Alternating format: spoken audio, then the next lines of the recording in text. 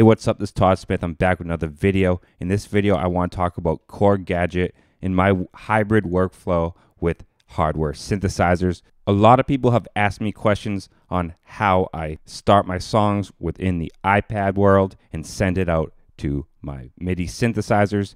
And I already had a little video yesterday showing the connections. And today we're going to go deeper into the actual workflow. This workflow will be very simple, just a few tracks, so you get the concept, you get the idea of how I work. Feel free to apply what works with you to your workflow and ditch the rest. So I'm currently over a little acid kind of jam I turned into a TD3 hybrid kind of thing just a few videos ago. And in this video, I'm going to show you the steps I take when I'm going to start sending things out to other gear. Now, this is going to be a kind of simple song with only a few tracks, but obviously the deeper the song, the more synths I can start sending out and layering and playing with, and the concept just evolves the deeper the song gets. With this specific song, with 100% on the iPad, this is the state I started to send it out to my hardware.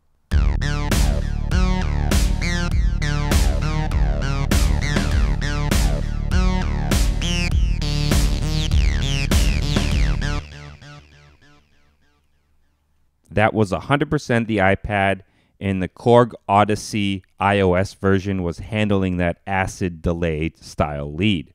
So the first thing I thought about sending out to, obviously, was the acid synth TD3, just replace that part with the hardware. So I simply copied that sequence that I made with software over to a MIDI out part and sent it to the TD3.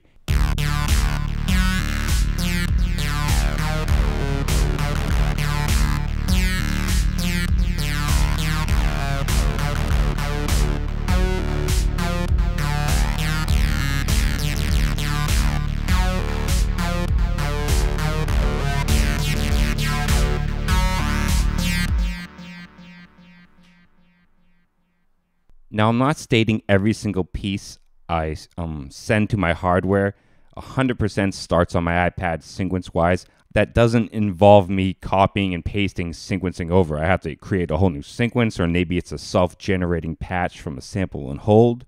But in general, I start on the iPad. I make the bulk of the song on just the iPad, and then I start to think about what I can replace, what I can't replace, what I can bring in, what I can add with hardware.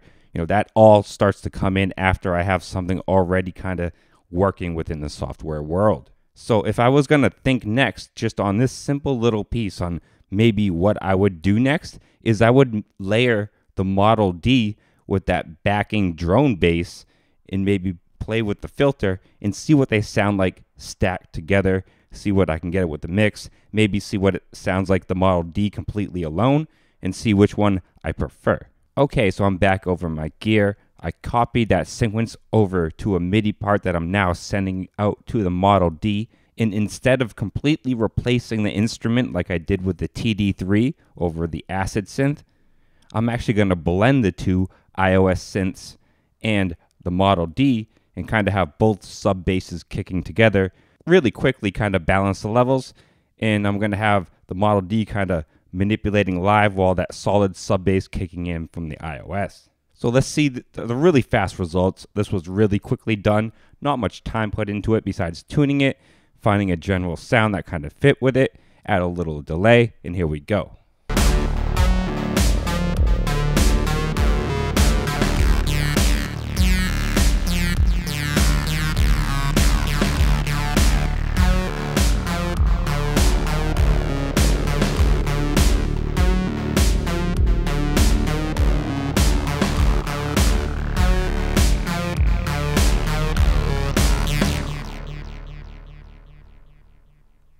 As you can hear, it allowed me to kind of add some manipulation with the live analog. That's how I kind of approach things. It's always a little bit different. How is it going to be? Do I need to completely replace the part with an analog synth or a digital synth or just a hardware synth in general?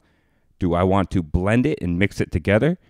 I mean, I have lots of options. We have tons of options today.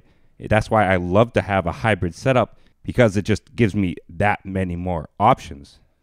And really, with the more advanced the song, the same concept applies. It just gets more advanced as the song gets deeper. That's sometimes why you see me with tons of gear going at the same time. Sometimes you just see me with a few pieces. At this point, I really don't try to force anything in the song that really doesn't fit. So that's a general kind of mindset and approach on how I start on the iPad and I branch out to other gear. As I stated, I do have other workflows, and I'll probably do videos on those workflows too. I will be doing another video about iOS and how I bring audio into the iPad in my current state. I did one a while ago, but I'm updating everyone now with my current workflow. Definitely probably one of the next big steps that you guys want to see.